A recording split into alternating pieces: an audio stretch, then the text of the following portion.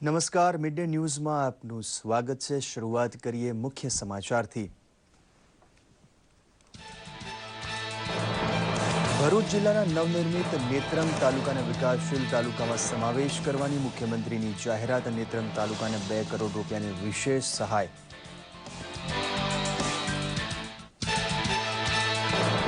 વર્ગ 1 થી ઉચ્ચ કક્ષાના પોલીસ અધિકારી સામે નાગરિકો ઓનલાઈન ફરિયાદ કરી શકશે। આ માટે મુખ્ય સચિવના હસ્તે વેબસાઇટ લોન્ચ કરાઈ।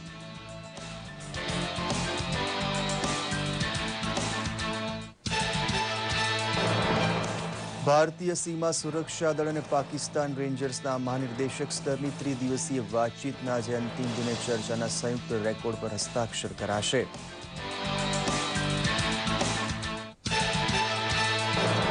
મધ્યપ્રદેશના જાંબુઆ ખાતેની એક હોટલમાં ગેસના બાટલામાં વિસ્ફોટ થતા 20ના મોત અને 50 ઘાયલ। ઘટનાની તપાસ માટે આપ્યા આદેશ।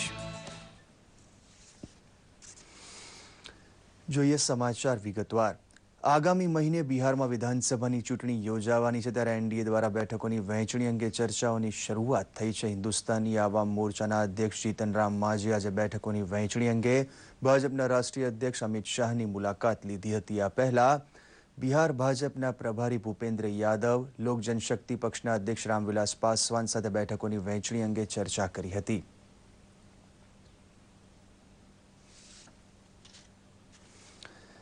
સીમા સુરક્ષા દળ અને પાકિસ્તાન રેન્જર્સના મહાનિદેશક સ્તરની 3 દિવસીય વાતચીતનો આજે અંતિમ દિવસ છે। બંને પક્ષો દ્વારા ચર્ચાના સંયુક્ત રેકોર્ડ પર આજે હસ્તાક્ષર કરવામાં આવશે। આ પહેલા ગઈકાલે ગૃહમંત્રી રાજનાથસિંહે નવી દિલ્હીમાં પાકિસ્તાની રેન્જરોના મહાનિદેશક સાથે મુલાકાત દરમિયાન કહ્યું કે ભારતીય સેના આંતરરાષ્ટ્રીય સીમા પર પહેલા ગોળી ચલાવશે નહીં। તેમણે વધુમાં કહ્યું કે ભારત પોતાના તમામ પાડોશી દેશો સાથે મૈત્રીપૂર્વક સંબંધ ઈચ્છે છે। સીમા સુરક્ષા મહાનિદેશકે કહ્યું કે પાકિસ્તાનના પ્રતિનિધિમંડળ સાથેની વાતચીત સદભાવપૂર્વક, વ્યવહારિક અને ભવિષ્ય માટે ઉપયોગી રહી।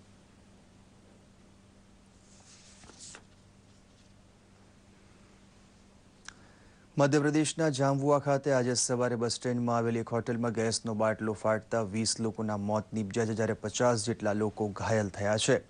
દુર્ઘટના બની તે સમયે બસ સ્ટેન્ડ પર મોટી સંખ્યામાં ભીડ હતી। મધ્યપ્રદેશના ગૃહમંત્રી બાબુલાલ ગૌર દ્વારા સમગ્ર મામલાની તપાસ માટે આદેશ આપવામાં આવ્યા છે, તેમજ મધ્યપ્રદેશ સરકાર દ્વારા મૃતકોના પરિવારજનો અને ઘાયલોને યોગ્ય મદદ પૂરી પાડવા માટે આશ્વાસન આપવામાં આવ્યું છે।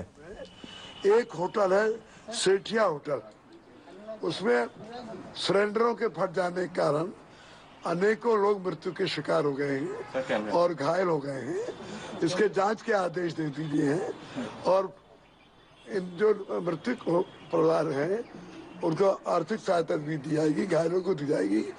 और जांच के आदेश होने के बाद और जो रिपोर्ट आएगी उसके बाद ही आर्थिक सहायता की घोषणा की जाएगी। સિકંદરાબાદ સ્ટેશનથી મુંબઈ જઈ રહેલી દુરંતો એક્સપ્રેસ કર્ણાટક આંધ્રપ્રદેશની સીમા પર સ્થિત ગુલબર્ગમાં પાટા પરથી ઉતરી ગઈ છે। દુર્ઘટનામાં 2 વ્યક્તિના મોત થયા હતા, જ્યારે 15 મુસાફરો ઘાયલ થયા છે। આ ટ્રેન દુર્ઘટનામાં ટ્રેનના 9 ડબ્બા પાટા પરથી ઉતરી ગયા છે। પીડિતોની મદદ માટે એનડીઆરએફની ટીમ દ્વારા રાહત અને બચાવ કામગીરી શરૂ કરવામાં આવી છે અને ઘાયલોને હોસ્પિટલ પહોંચાડવામાં આવી રહ્યા છે। કેન્દ્રીય રેલવે પ્રધાન સુરેશ પ્રભુએ આ દુર્ઘટના અંગે દુઃખ વ્યક્ત કરી તપાસના આદેશ આપ્યા હતા।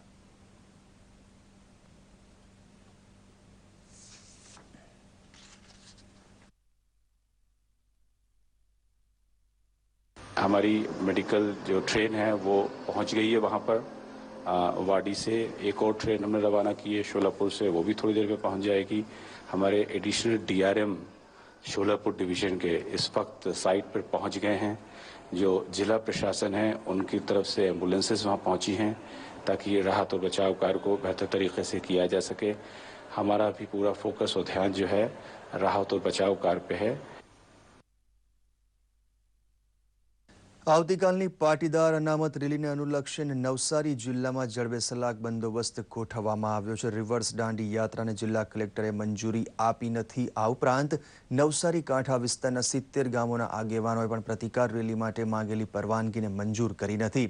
જિલ્લા કલેક્ટરે 19મી સપ્ટેમ્બર સુધી 144ની કલમ લગાવી સરઘસ તથા સભા પર પ્રતિબંધ ફરમાવ્યો છે। રાજ્યના મુખ્યમંત્રી આનંદીબેન પટેલે ભરૂચ જિલ્લાના નેત્રંગમાં 12.50 કરોડના ખર્ચે નવનિર્મિત તાલુકા સેવા સદન તથા 38 કરોડના ખર્ચે નિર્માણ પામેલા સામૂહિક આરોગ્ય કેન્દ્રનું લોકાર્પણ કર્યું હતું. આ પ્રસંગે મુખ્યમંત્રી દ્વારા ભરૂચ જિલ્લાના નવનિર્મિત નેત્રંગ તાલુકાને વિકાસશીલ તાલુકાઓમાં સમાવેશ કરવાની યોજના જાહેર કરી હતી. નેત્રંગમાં ખૂટતા વિકાસના કામો કરવા માટે 2 કરોડની ગ્રાન્ટ પણ ફાળવવામાં આવી છે. આ ઉપરાંત મુખ્યમંત્રીએ 101 સબસેન્ટર, 40 આંગણવાડીઓના મકાનોના પ્રજાર્પણ તેમજ વનબંધુ અને જમીન હકપત્રનું વિતરણ, પ્રવાસનને વેગ આપવા માટે નર્મદા નદીમાં ફ્લોટિંગ રેસ્ટોરન્ટનું લોન્ચિંગ પણ કરવામાં આવ્યું હતું. મુખ્યમંત્રી આનંદીબેન પટેલે કાર્યક્રમમાં ઉપસ્થિત જનમેદનીને રાજ્ય સરકાર દ્વારા શરૂ કરવામાં આવેલી વિવિધ યોજનાઓ વિશેની માહિતી આપી હતી. માત્ર 5 મીટરના રસ્તાની પણ માંગણી નહોતા કરતા એ આદિવાસી ભાઈ બહેનો આજે આપણી સરકાર પાસે 4 લેન રસ્તાઓની માંગણી કરી રહી છે કે 6 લેન રસ્તાઓની માંગણી કરી રહી છે. એ બતાવે છે કે આદિવાસી વિસ્તારનો કેટલો વિકાસ થયો છે. અંકલેશ્વર, ઝઘડિયા, રાજપારડી, પ્રતાપનગર, રાજપીપળા રોડ જે 44 કિલોમીટરનો છે એ મંજૂર કર્યો છે અને એ રસ્તો 244 કરોડ રૂપિયાના ખર્ચથી થશે. રાજ્યના નાગરિકો વર્ગ 1 થી ઉચ્ચ કક્ષાના પોલીસ અધિકારીઓ સામે ફરિયાદ ઓનલાઈન નોંધાવી શકે તે માટે પોલીસ કમ્પ્લેન્ટ્સ ઓથોરિટી દ્વારા વેબસાઇટ લોન્ચ કરવામાં આવી છે. આ નવીન વેબસાઇટને રાજ્યના મુખ્ય સચિવ GR અલોરિયાના હસ્તે લોન્ચ કરવામાં આવી હતી.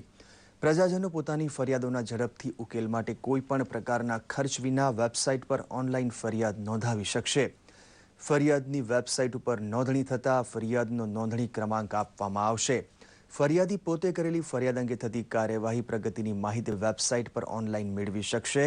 વેબસાઇટ લોન્ચિંગ પ્રસંગે ગૃહ વિભાગના અધિક મુખ્ય સચિવ PK તનેજા તેમજ GSPSAના ચેરમેન G સુબ્બારાવ ખાસ ઉપસ્થિત રહ્યા હતા. ભાવનગર જિલ્લાનું 55 વર્ષ જૂનું માર્કેટિંગ યાર્ડ રાજ્યના પ્રથમ 10 માર્કેટિંગ યાર્ડમાં સ્થાન ધરાવે છે. કોલ્ડ સ્ટોરેજ તેમજ ખેડૂતોને સુવિધાઓ આપતી સેવાઓને કારણે અહીં સોદાનું પ્રમાણ વધ્યું છે. ખાસ કરીને ડુંગળી અને નાળિયેરના ખેડૂતોને સારું વળતર મળતું હોવાથી ખેડૂતો માટે પ્રથમ પસંદ બન્યું છે. ફેલાયેલું આ છે મહુવાનું 5.5 દાયકા જૂનું માર્કેટિંગ યાર્ડ ગુજરાતના મોખરાના 10 માર્કેટિંગ યાર્ડમાં સ્થાન ધરાવે છે. ખેડૂતોને જરૂરી તમામ સુવિધાઓ ધરાવતું મહુવાનું માર્કેટિંગ યાર્ડ સફેદ ડુંગળી અને લાલ ડુંગળી માટેનું હબ બન્યું છે. સાથોસાથ અમૃત સમાન મીઠું પાણી ધરાવતા નાળિયેરનું પણ ખેડૂતોને અહીં સારું વળતર મળી રહ્યું છે. ખાસ કરીને દિલ્હી અને પંજાબ વિસ્તારમાં જાય છે જ્યાં સારી એવી આપણી માંગ છે. એ ઉપરાંત થોડી રાજસ્થાન, હરિયાણામાં પણ જાય છે. વર્ષે લગભગ 10,000 ડુંગળી સફેદ એ યુરોપમાં જાય છે મૂળ સ્વરૂપે. ખેડૂતો માટે પ્રથમ પસંદગીનું કેન્દ્ર એટલે બન્યું છે કે અહીંથી ડુંગળીની નિકાસ મોટા પાયે થાય છે અને ડિહાઇડ થયેલી સફેદ અને લાલ ડુંગળીની યુરોપમાં જબરજસ્ત માંગ છે, જેથી ખેડૂતોને 25 થી 30% વળતર પણ વધુ મળે છે. હરાજી તો બધી થાય જ છે. ડુંગળીની હરાજી થાય, સિંગની હરાજી થાય, કપાસની હરાજી થાય, શ્રીફળની થાય. મહુવાના માર્કેટિંગ યાર્ડમાં સુવિધા પણ ઊભી કરવામાં આવી છે અને તેને કારણે 300 કિલોમીટર દૂરથી ખેડૂતો અહીં પોતાનું ઉત્પાદન વેચીને વધુ આર્થિક ઉપાર્જન કરી રહ્યા છે, જે અન્ય માર્કેટિંગ યાર્ડ માટે પણ પ્રેરણારૂપ છે. દૂરદર્શન સમાચાર, અમરેલી. પ્રાચીન સંસ્કૃતિના ભવ્ય વારસાની યાદ અપાવતું મહેસાણા જિલ્લાના આસોડા ગામમાં વૈજનાથ મહાદેવનું મંદિર આવેલું છે. સિદ્ધરાજ જયસિંહ દ્વારા નિર્માણ પામેલું આ મંદિર આજે પણ એટલું જ ભવ્ય, દિવ્ય અને પવિત્રતાની પ્રતીતિ કરાવે છે. આ ભક્તજનોની ભીડ લાગી છે મહેસાણા જિલ્લાના વિજાપુર તાલુકાના આસોડા ગામના વૈજનાથ મંદિરમાં. સૈકાઓ પુરાની કળા, વારસો અને સંસ્કૃતિની સાક્ષી પુરાવતું આ મંદિર 12મી સદીનું છે. સિદ્ધરાજ જયસિંહના સમયમાં નિર્માણ પામેલું આ શિવાલય આજે પણ એટલું જ દિવ્ય અને પવિત્રતાની પ્રતીતિ કરાવે છે. રાજા સિદ્ધરાજ વખતનું આ મંદિર પ્રાચીન બનાવેલું છે, બરાબર. અને દર શ્રાવણ માસની અંદર પહેલા સોમવારના દિવસે અમારા ગામની અંદર ભવ્ય મેળો ભરાય છે અને અમાવાસના દિવસે છેલ્લા દિવસે જે કમર પૂજા થાય છે એ 1100 કમર પૂજા અને મહાદેવજીનો ભંડારો પણ અહીંયા થાય છે. અહીંના રહીશોનું કહેવું છે કે આ ઐતિહાસિક મંદિર છે અને તેને એક જ રાતમાં બનાવવામાં આવ્યું હોવાની પણ માન્યતા છે. તાબડતોડ પાટણ પહોંચવા માટે એક ભોયરું પણ હોવાની માન્યતા છે. અહીં શ્રાવણ માસમાં માહોલ કંઈક અલૌકિક હોય છે. આ મંદિરના પરચા અદ્ભુત અને ચમત્કારી છે અને જે ભક્તો પણ અહીંયા ભાવિ ભક્તો અહીંયા પધારે છે એની મનોકામના મંદિરમાંથી પૂરી થાય છે. પ્રતિવર્ષ પાવન એવા શ્રાવણ માસની અમાસના દિવસે ભવ્ય કાર્યક્રમ યોજાય છે અને 1100 કમલની મહાપૂજા યોજાય છે. આવા મંદિરો આપણા સૈકાઓ પુરાના શાસકો અને તેમની શિવભક્તિને જીવંત કરે છે, જે આજે પણ નિરંતર ચાલી રહી છે. દૂરદર્શન સમાચાર, મહેસાણા. બાળકો તથા યુવાનોમાં ટીવી તેમજ મોબાઈલ માટે વધી રહેલા વળગણના વાતાવરણમાં ભાવનગરના ચિન્મય મિશને પ્રતિવર્ષ ગીતાના અધ્યયનને સાંકળી શાળાના બાળકોમાં સ્પર્ધા યોજવાનું અભિયાન શરૂ કર્યું છે. બાળકોમાં આધ્યાત્મિક તથા યોગ્ય સંસ્કારોનું સિંચન થાય તેવા શુભ હેતુ સાથે છેલ્લા 15 વર્ષથી આ સ્પર્ધા યોજાય છે. પ્રતિવર્ષ ગીતાના એક અધ્યાયને સાંકળી શ્લોક ગાનની સ્પર્ધા યોજાય છે. વર્ષ 2015 એ ચિન્મયાનંદજી જન્મ શતાબ્દી વર્ષ છે. ગીતાના 15મા અધ્યાયની સ્પર્ધામાં ભાવનગરની 41 જેટલી શાળાઓના 1400 જેટલા બાળકો આ સ્પર્ધામાં જોડાયા છે. શાળાઓના ઝોન પ્રમાણે પ્રિલિમિનરી રાઉન્ડ શરૂ થયા છે. આ વર્ષે ચિન્મય મિશનના સ્થાપક સ્વામી ચિન્મયાનંદજીની જન્મ શતાબ્દીની ઉજવણીના ભાગરૂપે આંતરરાષ્ટ્રીય કક્ષાએ આ ગીતા ગાન સ્પર્ધાનું આયોજન છે કે જેમાં ભાવનગરથી વિજેતા જે બાળકો હશે તે ગુજરાત લેવલે એ લોકો કોમ્પિટિશનમાં ઉતરશે અને ત્યારબાદ ભારત સ્તરે અને પછી આંતરરાષ્ટ્રીય સ્તરે પણ એની કોમ્પિટિશન થવાની છે.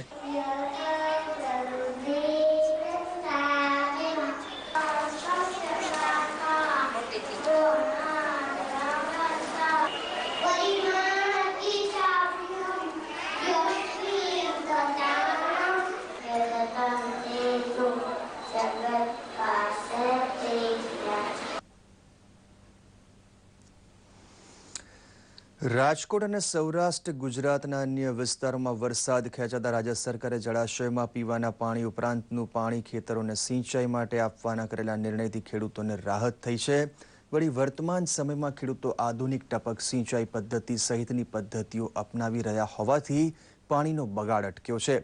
રાજકોટ જિલ્લા અધિકારી BM આગઠે દૂરદર્શનને જણાવ્યું હતું કે ગ્લોબલ વોર્મિંગના પડકારને પહોંચી વળવા આધુનિક વૈજ્ઞાનિક ઢબની ટપક સિંચાઈ પદ્ધતિ અપનાવી ઓછા ખર્ચે વધુ ઉત્પાદન લેવાનો રસ્તો ધરતીપુત્રોએ અપનાવ્યો છે. તેમણે જણાવ્યું કે જિલ્લામાં તાલુકા મથકો ખાતે પણ સરકારી કાર્યાલયનો સંપર્ક કરી ખેડૂતો જરૂરી માર્ગદર્શન મેળવે છે.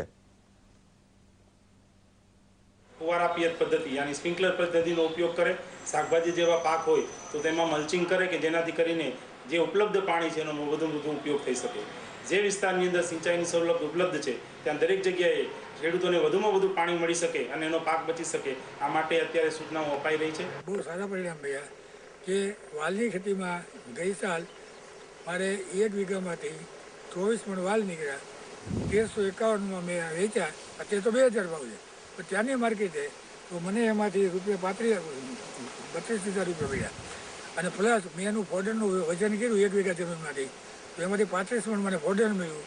₹150 ભાવ ગણો તો ફોડરના ₹5,000 થયા. તો ટોટલ મારી આવક ₹38,000 થઈ અને ખર્ચાનો હિસાબ કર્યો તો ₹2,000નો ટોટલ ખર્ચો બી ગયો. અંતમાં મુખ્ય સમાચાર ફરી એકવાર. ભરૂચ જિલ્લાના નવનિર્મિત નેત્રંગ તાલુકાના વિકાસશીલ તાલુકામાં સમાવેશ કરવાની મુખ્યમંત્રીની જાહેરાત. નેત્રંગ તાલુકાને ₹2 કરોડ રૂપિયાની વિશેષ સહાય.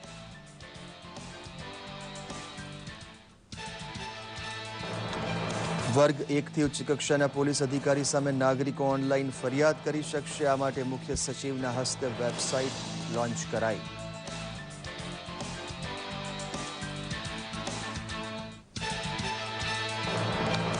ભારતીય સીમા સુરક્ષા દળ અને પાકિસ્તાની રેન્જર્સના મહાનિદેશક સ્તરની ત્રિદિવસીય વાતચીતના આજે અંતિમ દિને ચર્ચાના સંયુક્ત રેકોર્ડ પર હસ્તાક્ષર કરાશે.